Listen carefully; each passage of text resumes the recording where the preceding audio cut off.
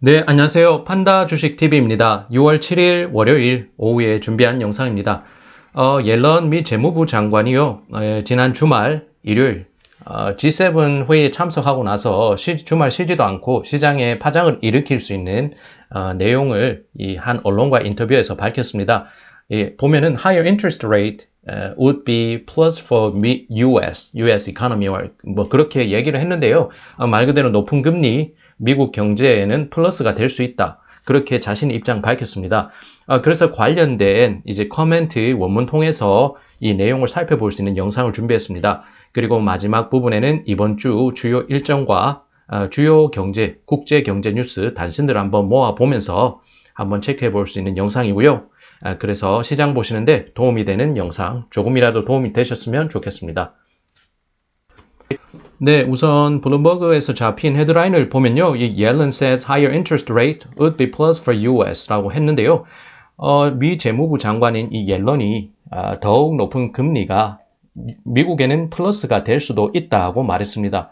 제가 주목한 점은 이 G7, 이 미국 주요국 7개국의 대표 재무부 장관의 회의를 마치고 나서 쉬지도 않고서 일요일 날 블룸버그 통신의 인터뷰에 응하면서 이런 입장을 전했다는 점, 굉장히 긴축으로의 신호탄을 쏜 것이 아닌가라는 시장 내 분석도 나오고 있고요. 실제로 이번 주에 미국의 5월 CPI, 소비자 물가 지수가 발표되는데요. 여기에서도 물가가 조금 높게 나타난다. 그러면 미 연준, 이 통화정책 당국에서 이 테이퍼링, 자산 매입의 규모를 줄이는 식으로 해서 긴축으로 선회할 수 있는 가능성, 그런 입장이, 그런 논쟁이 더욱 가중될 수 있다는 점은 더욱 주의 깊게 봐야 되겠습니다. 그만큼 이번 주에 발표되는 5월 소비자 CPI, 소비자 물가지수가 상당히 중요한 상황이고요. 또 이 부분도 조금 주목할 만합니다. Yellen will not give up on Biden's $4 trillion spending plan. 그러니까 적자 재정 서서 이 미국의 조 바이든 행정부의 큰 정부에 있어서 그것은 포기하지 않을 것이다. 그렇다 보니까요, 이 G7에 가서도 이 글로벌 기업들의 최저 법인세율을 상향 조정하는 식으로 해서 세금을 많이 늘리는 식의 방향을 만들어 줬고요. 그렇게 하면서 이 긴축으로 가서 부족할 수 있는 이제 자금에 대한 부분은 이제 세금으로 충당하겠다. 그런 식으로 정책적인 부분을 만들어 갔던 점, 그리고 일요일 날 주말에도 이제 고령에도 불구하고 옐런 이 재무부 장관이 쉬지도 않고 이 언론과 소통을 하면서 긴축으로 갈 수 있는 신호탄을 쐈다고 볼 수 있는 그런 입장을 전했다는 점 한번 주목해서 봐야 되겠습니다. 네, 이렇게 제가 화면에 원문을 붙이면서 이렇게 표시를 한 것은요, 이 원문의 의미를 최대한 훼손하지 않고 어역은 하더라도 원문에 나타나 있는 내용을 토대로 해서 한번 내용을 공유해 보는 것이 이 당국자의 입장을 잘 볼 수 있다는 생각에서 이렇게 붙여봤습니다. 국내 언론에서도 관련된 내용 빠르게 전하고 있고요. 주요 매체들은 이미 다 보도한 상태입니다. 그렇기 때문에 관련된 내용을 이렇게 비교하시면서 이 옐런, 이 사람이 한 말을 한번 참고해 보셨으면 좋겠고요. 우선 보면은 이 제닛 옐런에서 제가 빨갛게 표시된 부분을 보면 If we ended up with a slightly higher interest rate environment, it would actually be a plus for society's point of view and the Fed point of view라고 했습니다. 미국이 금리를 조금 높이는 수준이라면 이 사회적 미 연준의 관점에서 봤을 때 이것은 실제로 미국 경제에는 플러스가 될 수 있을 것이라고 이렇게 제닛 옐런 미국 재무부 장관이 말을 했습니다. 최근 영국 런던에서 개최됐던 G7 이 주요국 재무부 장관 회의에 참석을 했고요. 이 바쁜 일정을 소화했음에도 불구하고 주말에는 쉬지도 않고 이 시장에 큰 파장을 줄 수 있는 그런 메시지를 전했습니다. 그리고 이 윗부분에 보면은 조 바이든 미국 대통령이 4조 달러 수준의 재정 지출 계획을 적극적으로 추진해야 한다고 말을 했다고 합니다. 그러면서 비록 재정 지출로 인해 내년 인플레이션이 가속화되고 금리가 높아지더라도 재정 지출이 현재 필요한 상황이다고 하면서 조 바이든 행정부의 그런 큰 행정부, 그러니까 재정을 많이 확대함으로써 미국 경기 회복을 이렇게 속도를 빨리 높이나는 그런 정책 부분과 합을 맞추는 식으로 이렇게 입장을 드러냈습니다. 네, 사실 인플레이션 관련해서 미국 내 논쟁은 한쪽과 다른 쪽과 이렇게 거리를 나눠서 이렇게 격화되고 있는 양상, 확대되고 있는 양상이 나오고 있습니다. 우선 이 부분에 보면은 옐런을 필두로 한 한쪽에서는 현재 물가 상승은 코로나라는 변수로 야기된 일시적인 현상이다라고 소개하고 있는데요. 그러면서 서플라이 체인 병목 현상, 경제 재개를 위한 재정 지출 규모 확대로 인한 일시적 요인이 작용했다고 말하고 있습니다. 간단히 이렇게 제가 빨간색 표시한 부분요. Transitory anomalies created by the pandemic. 이 팬데믹으로 야기된 일시적인 어떤 이례적인 현상, 일시적이고 변동성이 있는 그런 transitory한 것이다. 일시적인 현상이라고 소개하고 있습니다. 그런데 다른 쪽에서는 뭐 trillions in government aid could fuel a lasting spike in cost라고 해서요. 이 미국 정부의 수조 달러 규모의 경기 부양책이 지속된 물가 상승 추세를 만드는 연료가 될 수 있다고 목소리를 높였습니다. 한쪽에서는 일시적이다. 한쪽에서는 그런 이 악재가 그런 재정 완화를 통해서 이렇게 가는 물가 상승 이 추세가 지속적으로 될 수 있다고 이 하나의 사안을 두고 서로 다른 목소리를 내고 있는 상황. 그러면서 이 기준금리 인상에 대한 그런 부분도 격화되고 있는 상황이란 점 한번 체크해 볼 수가 있겠습니다. 네, 아무래도 이 옐런 장관이 미국 행정부의 당국자이다 보니까요, 이 바이든의 정책과 굉장히 동의를 하는 듯한 이제 코멘트를 하면서 주장하고 있는데요. Not enough to cause an inflation overrun. 그렇게 적자 재정책을 써서 경기 부양을 하더라도 그것이 충분하진 않다. 인플레이션을 전반적으로 만들어내는 그런 요인이 되지는 않을 것이다 라고 소개했고 will fade away next year. 그래서 일시적인 물가 상승 그런 흐름이나 분위기는 내년이 되면은 fade away 사라질 것이라고 이렇게 소개를 했습니다. 그래서 보면요, 옐런 장관은 이 코멘트를 쭉 한번 제가 보면은 바이든 대통령의 부양책이 대략 계산하면 연간 4천억 달러 규모 재정 지출을 늘릴 수 있다면서 단 이 정도 규모가 물가 상승 가속화 요인이라고 보기에는 충분치 않다라고 하면서요. 이 경기 부양책으로 야기된 물가 급등은 내년이면 사라질 것이라고 주장을 했습니다. 그리고 이제 전 연준 의장이기도 했던 이 옐런은 또 미국은 10여 년을 너무 낮은 인플레이션, 금리 상황에 놓여 있었다. 그렇게 하면서 이제 우리는 정상적인 금리 수준 환경에 돌아가기를 원한다고 하고 있습니다. 그래서 만약 금리가 어느 정도 오르게 된다면 그건 나쁜 일은 아닐 것이고 그것은 미국 경제에 좋은 것으로 본다고 덧붙였습니다.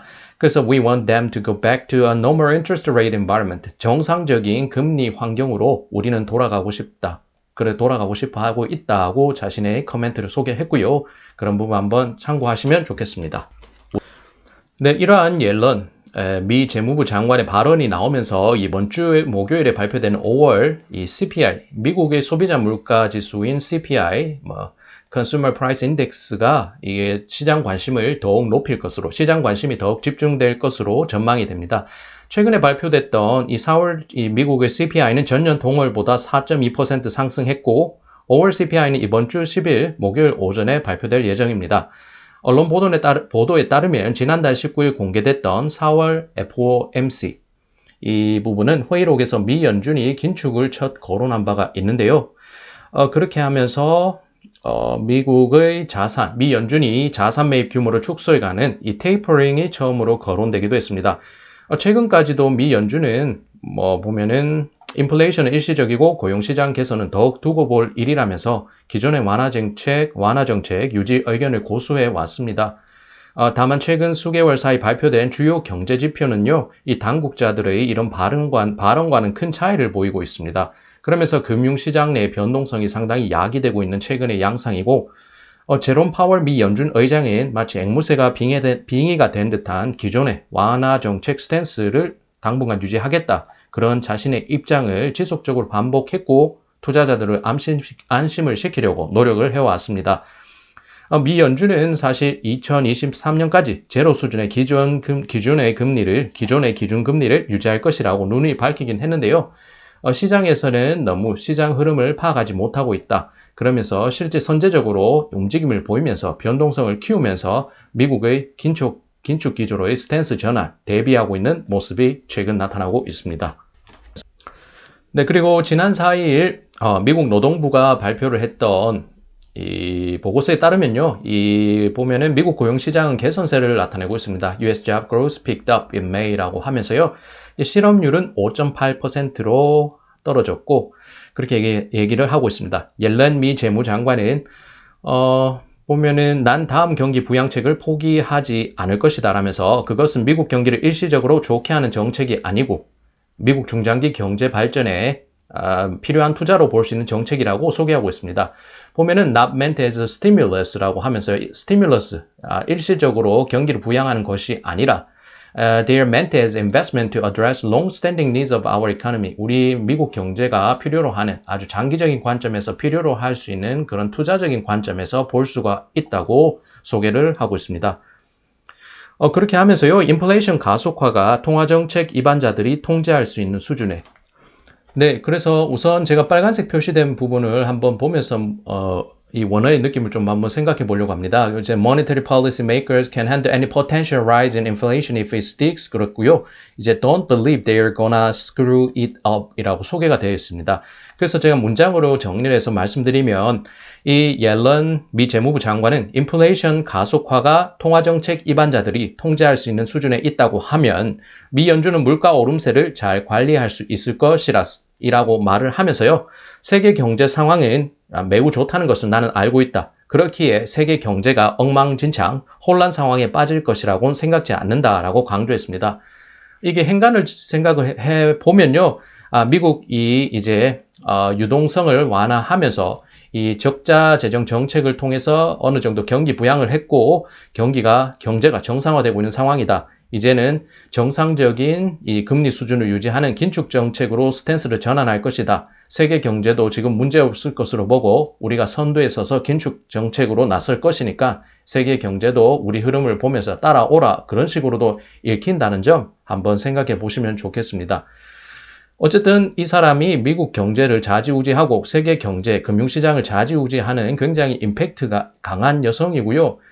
그리고 미 연준 의장이자 그리고 현재는 미국 재무부 장관이 있기 때문에 이 사람이 어떤 멘트를 했는가 그 부분을 잘 확인하면서 글로벌 금융시장의 큰 긴축으로의 전환에 뭔가 신호탄을 쏜 것이 아닌가 그렇게 생각해 볼 수도 있다는 점 한번 생각하시면서 시장 상황을 맞으셨으면 좋겠습니다. 네, 국내 언론에서 또 하나 참고를 했습니다. 저희가 보면은 다 비슷한 내용을 이제 번역을 했고 내용을 전달했고요. 그런데 매일경제에서 조금 참고할 부분이 있어서 가지고 와봤습니다. 근데 매일경제에서는 오늘 10일 발표 예정인 5월 소비자 물가지수 지표에 더욱 관심이 쏠리고 있다고 하면서요. 지난 4월 CPI가 전년 동월 대비 4.2%가 올라서 13년 만에 최대 상승폭을 기록했고 다우존스가 전문가 이제 애널리스트나 전문가, 시장 컨센서스 따르면 5월 CPI는 전년 동월 대비 4.7% 오르면서 4월보다도 2%포인트, 0.5%포인트 상향 조정될 것으로 예상하고 예상치가 나왔습니다. 그렇게 하면서요, 이 연방준비제도 연준이 목표로 한 물가 상승률인 2%를 넘는 수준의 인플레이션이 계속됨에 따라서 이 시장은 현재 테이퍼링이 얼마나 빨라질지 얼마나 단축되면서 앞서서 이루어질 수 있을지 주목하고 있다는 설명이었습니다. 네, 이번 주 해외, 그러니까 국제 경제 뉴스 주요 일정, 그 주요 이벤트로 볼 수 있는 일정 월요일부터 금요일까지 한번 확인해 보겠습니다. 오늘, 그러니까 6월 7일 월요일에는요, 중국의 5월 무역 수지나 외환 보유액이 조금 관심을 끌겠습니다. 그리고 독일 쪽, 제조업 강국인 독일의 4월 제조업 수주도 한번 체크해 보시면 좋겠고요. 6월 8일로 보면은 일본에서 1분기 국내 총생산 GDP 수정치 나오고, 이제 15시 독일의 4월 산업 생산이 나온다고 합니다. 그리고 또 미국의 4월 무역 수지, 유럽의 1분기 GDP도 확인할 수가 있겠습니다. 6월 9일에는 중국의 물가지수, 소비자 물가지수, 생산자 물가지수, CPI, 5월의 CPI, PPI가 나오고요. 독일은 4월 무역 수지가 발표되고 있습니다. 또한 캐나다 중앙은행 BOC가 기준금리 결정한다는 소식도 눈에 띄고요. 특히 6월 10일이 관심을 기울이고 있습니다. 특히 미국 쪽으로 가서 미국의 주간 신규 실업 보험 수당 청구 건수, 그리고 5월의 소비자 물가지수, 제닛 옐런 미국 재무장관 증언도 대기하고 있습니다. 중국에서는 5월의 위안화 신규 대출 사회이용자 총량도 관심을 모으고 있습니다. 6월 11일 이제 주간으로 봤을 때 마지막 날 평일이 되는 이날은 특별한 소식이 없이 미국 제닛 옐런 재무장관이 금융안정성 감독위원회에 참석한다는 소식과 함께 영국 G7 정상회담 개회 13일까지 된다는 소식도 이렇게 나와 있습니다.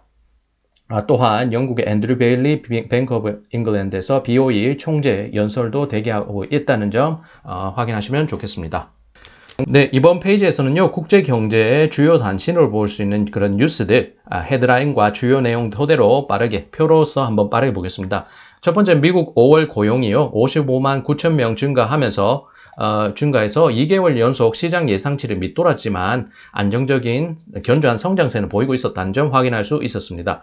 클리블랜드 미 연은 총재가요, 고용에는 많은 진전이 있었다. 그렇지만 연준의 이 완화적인 정책은 이제 긴축으로 정책 스탠스 전환은 인내가 필요하다 하면서 이 긴축 스탠스 전환까지는 시간이 필요하다는 의견을 드러냈습니다.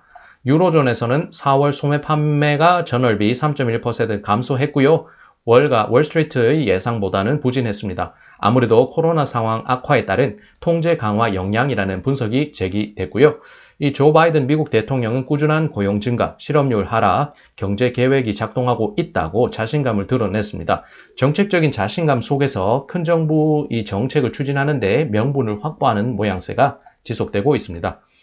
다섯 번째 소식은 글로벌 법인세율 인하 경쟁 끝내고 빅테크 조세 회피 막는다라고 이 헤드라인이 잡혀 있었고요.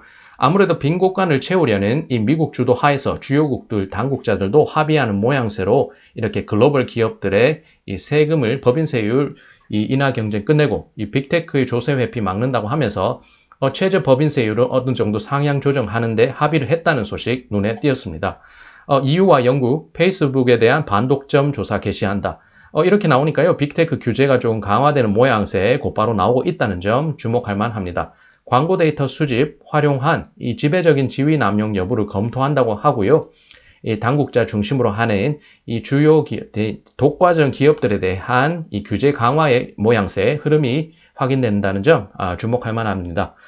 미국은 7월까지 성인 70%의 최소 1회 백신 접종한다. 힘든 전투가 될 것이라는 소식과 함께 최근 추이라면요. CNN에서는 이 목표 달성이 쉽지 않다고 하면서 이 녹록치는 않다. 집단 면역 흐름이 녹록치는 않은 상황이라고 하지만 그래도 이렇게 확인해 볼 수 있는 뉴스가 나왔습니다. 또 코로나 관련해서 영국과 스위스는요.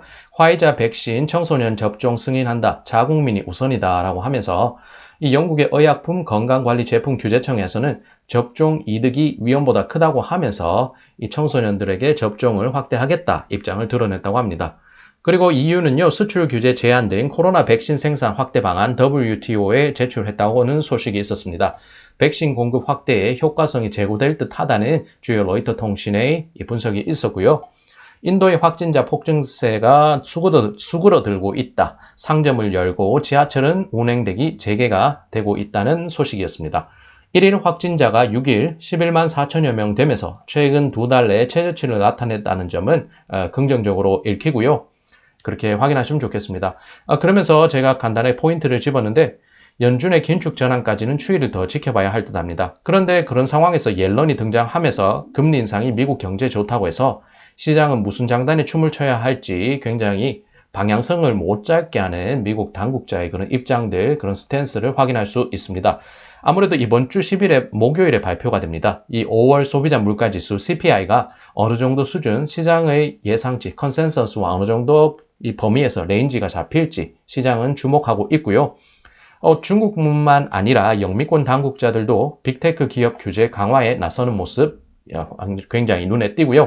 이 큰 정부의 흐름이 나타나고 있는 글로벌 이 정책적인 부분입니다.